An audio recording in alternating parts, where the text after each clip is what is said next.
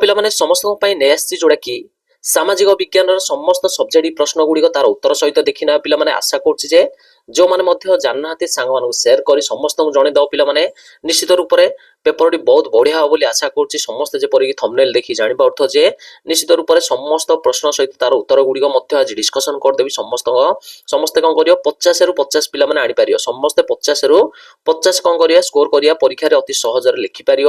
ବର୍ତ୍ତମାନ ଆସିଯିବା ଯୋଉଟା କି ତୁମର ଭୂଗୋଳ ଆଉ ଅର୍ଥନୀତିର କ ବିଭାଗ ଆସିବା ଭାରି 4 ମାର୍କିଆ ପ୍ରଶ୍ନରୁ 1 ନମ୍ବରରୁ ଷ୍ଟାର୍ଟ କରିଦେବା ପିଲାମାନେ ନିଶ୍ଚିତ ରୂପରେ ଯୋଉମାନେ ଜାଣିନାହାନ୍ତି ସାଙ୍ଗମାନଙ୍କୁ ସମସ୍ତେ ସେୟାର କରିନବ ସେମାନେ ହେଲେ ନିଶ୍ଚିତ ରୂପରେ ଜାଣିଦେବେ ପିଲାମାନେ 1 ନମ୍ବରରୁ ଆସିବା ଭାରି ପ୍ରତ୍ୟେକ ପ୍ରଶ୍ନର ଉତ୍ତର ଲେଖ ବୋଲି ଆସିଛି କ୍ୱେଶ୍ଚିନ କରେ ଅଛି ପିଲାମାନେ କଣ ଦେଇଛି ମୃତ୍ତିକାର କ୍ଷୟ ରୋକିବା ପାଇଁ ସରକାରୀ ସ୍ତରରେ ନିଆଯାଇଥିବା ପଦକ୍ଷେପ ଗୁଡିକୁ ଉଲ୍ଲେଖ କର ବୋଲି କ୍ୱେଶ୍ଚିନ ପଳେଇ ଆସିଛି। କିମ୍ବାରେ ଅଛି ପିଲାମାନେ ଭାରତରେ ଧାନ ଚାଷର ଏକ ବିବରଣୀ ପ୍ରଦାନ କରିବା ତ ଦେଖିପାରୁଛ ନା ତ ଏଇଟା ପିଲାମାନେ ଏତିକ ସ୍ପେସ ଦେଇଛି ତୁମର ସମସ୍ତେ ଆଡଜଷ୍ଟ କରି ଲେଖିବ 5ଟି ଆମକୁ ଏଟଲିଷ୍ଟ 5ଟି ଧାଡି ଲେଖିବାକୁ ପଡିବ ତ ନିଶ୍ଚିତ ଉତ୍ତର ମଧ୍ୟ ମୁଁ ନେଇ ଆସିଛି ଯୋଉଟା କି ସମସ୍ତଙ୍କୁ ଯୋଗେଇଦେବି ସମସ୍ତେ ନୋଟ କରିନେବ ପିଲାମାନେ। ତାପରେ ଆସିଲା ହାରି 6 ନମ୍ବର କ୍ୱେଶ୍ଚିନ ଆସିଛି ଖଣିଜ ସଂରକ୍ଷଣ ଆବଶ୍ୟକତା ଓ ଉପାୟ ସମ୍ବନ୍ଧରେ ଆଲୋଚନା କର।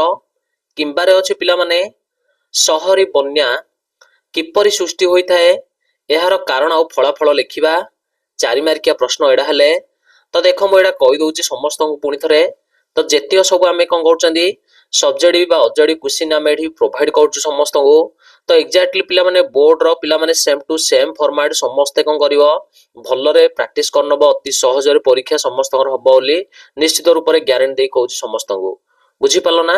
ବର୍ତ୍ତମାନ ଉତ୍ତରକୁ ହେଲେ ଆସିବା ହାରି ମୁଁ କାହିଁକି ନା ପ୍ରଶ୍ନ ସହିତ ଉତ୍ତର ଦଉଛି ସମସ୍ତଙ୍କର ଟାଇମ ଯେପରି ୱେଷ୍ଟ ହବନି ସମସ୍ତଙ୍କୁ ଅତି ସହଜରେ ଲେଖିପାରିବ ଟାଇମ ମଧ୍ୟ ସମସ୍ତଙ୍କର ନଷ୍ଟ ହବ ନାହିଁ। ତ ପିଲାମାନେ 2 ନମ୍ବର ପ୍ରଶ୍ନକୁ ଆସିଯିବା ତା ପୂର୍ବରୁ ମୁଁ ସମସ୍ତଙ୍କୁ ଉତ୍ତର ମଧ୍ୟ ମୁଁ ଲେଖି ନେଇଛି ତାପରେ ଉତ୍ତର ମୁଁ ଶୋ କରିଦେବି ବର୍ତ୍ତମାନ ସମସ୍ତେ ନୋଟ କରିନେବ।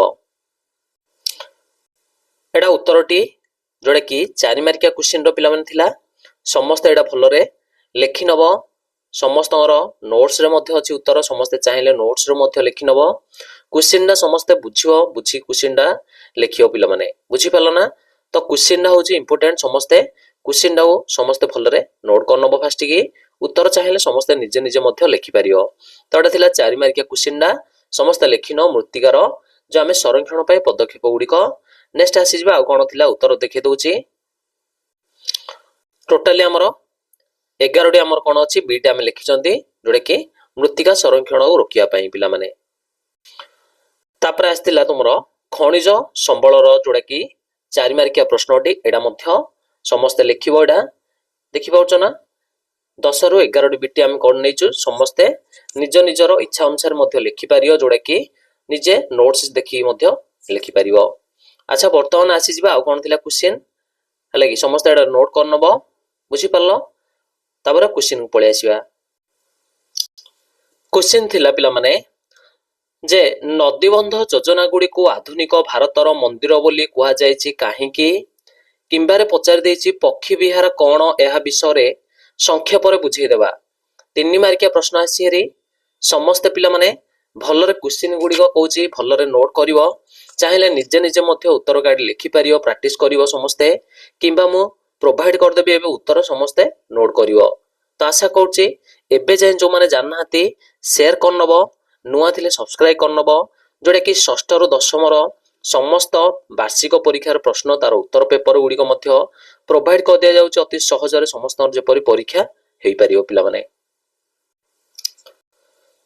ବର୍ତ୍ତମାନ ଆସିଗଲେ ଚୂନ ପଥରକୁ କେଉଁ ଶିଳ୍ପରେ କଞ୍ଚାମାଲ ରୂପରେ ବ୍ୟବହାର କରାଯାଏ ଏହାର ଉତ୍ପାଦନ ବିଷୟରେ ସଂକ୍ଷେପରେ ଲେଖିବା। କିମ୍ବାରେ ପଳେଇ ଆସିଛି ପ୍ରାକୃତିକ ଗ୍ୟାସ ଚଳିତ ଶତାବ୍ଦୀର ମୁଖ୍ୟ ଇନ୍ଧନ ବୋଲି କାହିଁକି ବିଶ୍ୱାସ କରାଯାଉଛି ଏଟା ହେଲେ 3 ମାର୍କିଆ ପ୍ରଶ୍ନଟି। ତାପରେ ପିଲାମାନେ 1 ନମ୍ବର କ୍ୱେଶ୍ଚିନ ଆଇଲା ହାରି ଦିନକୁ ଦିନ ଜମିର ଉତ୍ପାଦିକା ଶକ୍ତି କମିବାରେ ଲାଗିଛି କାରଣ କଣ। କିମ୍ବାରେ ପଚାରି ଦେଇଛି ଜାତୀୟ ସଞ୍ଚୟ ସାର୍ଟିଫିକେଟ କହିଲେ କଣ ବୁଝିବା 3 ମାର୍କିଆ ପ୍ରଶ୍ନଟା ଏଟା ମଧ୍ୟ ଆମେ ଲେଖିବା ପିଲାମାନେ। ତ ବର୍ତ୍ତମାନ 3 ମାର୍କିଆ ଯୋଉ ଥିଲା ଆମର 3ଟି କ୍ୱେଶ୍ଚିନ ଅଛି ତ ବର୍ତ୍ତମାନ ଆମେ କଣ କରିବା ଉତ୍ତର ସେସନକୁ ପଳେଇ ଆସିବା କଣ କଣ ଦେଖିବା। ବିଟି 1 ଆସିଛି ନଦୀବନ୍ଧ ଯୋଜନା ଗୁଡ଼ିକୁ ଯୋଉଟା କି ଆଧୁନିକ ଭାରତର ଆମେ ମନ୍ଦିର ବୋଲି କୁହାଯାଏ। କାହିଁକି ପିଲାମାନେ? ନା କେବଳ ଜଳସେଚନ ପାଇଁ ଏହା କାର୍ଯ୍ୟକାରୀ କରାଯାଉଥିଲା ପୂର୍ବରୁ, କିନ୍ତୁ ପିଲାମାନେ ଏବେ କଣ କରାଯାଉଛି? ଏଥିରେ ମତ୍ସ୍ୟ ଚାଷ, ପର୍ଯ୍ୟଟନ ସ୍ଥଳୀ ସହିତ ବିଦ୍ୟୁତ ବା ଜଳ ବିଦ୍ୟୁତ ପ୍ରକଳ୍ପ ଗୁଡ଼ିକ, ତା ସହିତ ଜବାହରଲାଲ ନେହେରୁର ଆଧୁନିକ ଯୋଉଟା କି ନିଶ୍ଚିତ ରୂପରେ ଆମେ ବିଭିନ୍ନ କାର୍ଯ୍ୟରେ ଆମେ ନିୟୋଜିତ କରୁଥିବାରୁ ତାକୁ ଆମେ ଆଧୁନିକ ଭାରତର ମନ୍ଦିର ବୋଲି ଆଖ୍ୟା ଦେଇଥିଲେ ଜବାହରଲାଲ ନେହେରୁ।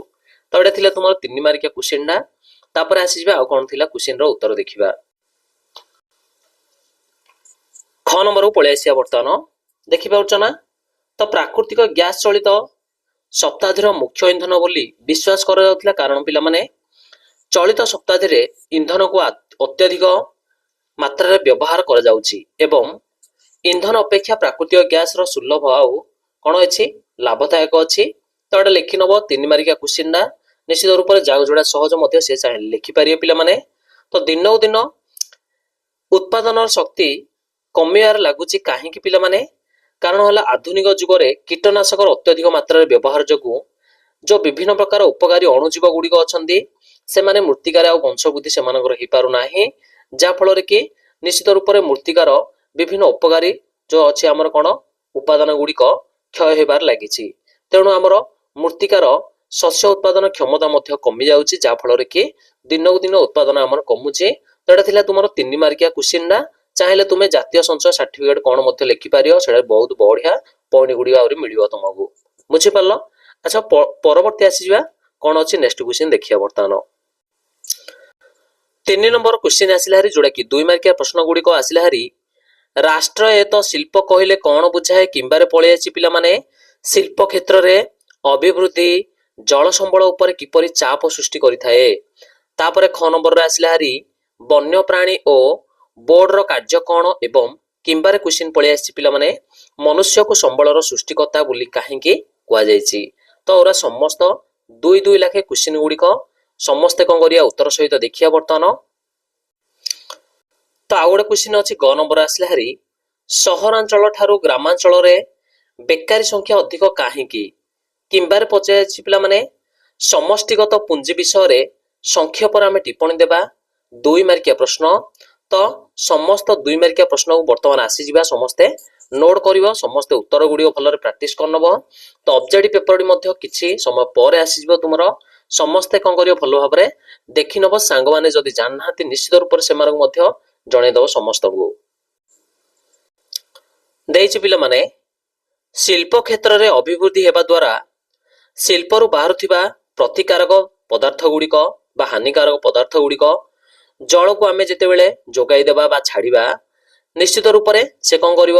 ଶିଳ୍ପର ଅତ୍ୟଧିକ ଜଳ ବ୍ୟବହାର ଆମେ ସେଠୁ ପାଇପାରିବା। ତ ଦେଖ ମୁଁ ଏଠି କହିଦଉଛି 2 ମାର୍କିଆ କ୍ୱେଶ୍ଚିନ୍ ଗୁଡ଼ିକ ନିଶ୍ଚିତ ରୂପରେ ଏଟଲିଷ୍ଟ ଆମକୁ 3ଟି ବିଟି ଲେଖିବାକୁ ପଡ଼ିବ। ତାପରେ ପିଲାମାନେ ଆସି ହେରି ପିଲାମାନେ ଆମର ମନୁଷ୍ୟକୁ ସମ୍ବଳର ସୃଷ୍ଟିକର୍ତ୍ତା କାହିଁକି କୁହାଯାଇଛି? ନା ମନୁଷ୍ୟ ନିଜର କଣ ହୋଇଛି ବୁଦ୍ଧି ଆଉ କୌଶଳ ଖଟେଇ ପିଲାମାନେ ତାର ବିକାଶ କରି ବା ତାର ବିଭିନ୍ନ ପ୍ରକାର ବୈଷୟିକ ଜ୍ଞାନ କୌଶଳ ବ୍ୟବହାର କରି ବିଭିନ୍ନ ପ୍ରକାର ବସ୍ତୁକୁ ଦ୍ରବ୍ୟରେ ପରିଣତ କରି ବିଭିନ୍ନ ପ୍ରକାର ବ୍ୟବହାର ଉପଯୋଗୀ ଦ୍ରବ୍ୟ ବା ବସ୍ତୁରେ ପରିଣତ କରି ତାକୁ ବ୍ୟବହାର କରିପାରିଛି, ଯୋଉଟା କି ଆମର ସମାଜ ବ୍ୟବହାର କରୁଛି ତାକୁ ତ ବିଭିନ୍ନ କାର୍ଯ୍ୟରେ। ତେଣୁ ଆମେ ମନୁଷ୍ୟକୁ ସମ୍ବଳର ସୃଷ୍ଟିକର୍ତ୍ତା ବୋଲି କହିପାରିବା। ବୁଝିପାରିଲ? ତ ଆମେ ଜାଣିଛନ୍ତି ସମ୍ବଳ କେତେବେଳେ କହିବା ଗୋଟେ ଜିନିଷ ଆମର ଯେତେବେଳେ ବ୍ୟବହାର ଲେଖିବ ବା ବ୍ୟବହାରରେ ଆସିବ। ତ ବ୍ୟବହାର କେତେବେଳେ ଆସୁଛି? ମନୁଷ୍ୟ ଯେତେବେଳେ ତାକୁ କଣ କରୁଛି ନିଜର ଉପକାରୀ ବା ନିଜର ଆବଶ୍ୟକ ମୁତାବକ ଜିନିଷଟି ବନେଇବ ସିଏ। ଲେଖି ନବ, ଏଇଟା 2 ମାର୍କ ଅତି ସହଜ କ୍ୱେଶ୍ଚିନ୍ ଥିଲା। ସହରାଞ୍ଚଳ ଠାରୁ ଗ୍ରାମାଞ୍ଚଳରେ ବେକାରୀ ସଂଖ୍ୟା ଅଧିକ କାରଣ ହେଲା ପିଲାମାନେ ସହରାଞ୍ଚଳରେ ଅତ୍ୟଧିକ କଳକାରଖାନା ଓ ଅତ୍ୟାଧୁନିକ ପିଲାମାନେ ବିଭିନ୍ନ ବୈଷୟିକ ଜ୍ଞାନ କୌଶଳ ଫଳରେ ବିଭିନ୍ନ ପ୍ରକାର କାର୍ଯ୍ୟ ନିୟୋଜିତ କ୍ଷମତା ବୃଦ୍ଧି ପାଇଛି। ତ ଏଇଟା ମନେ ରଖ।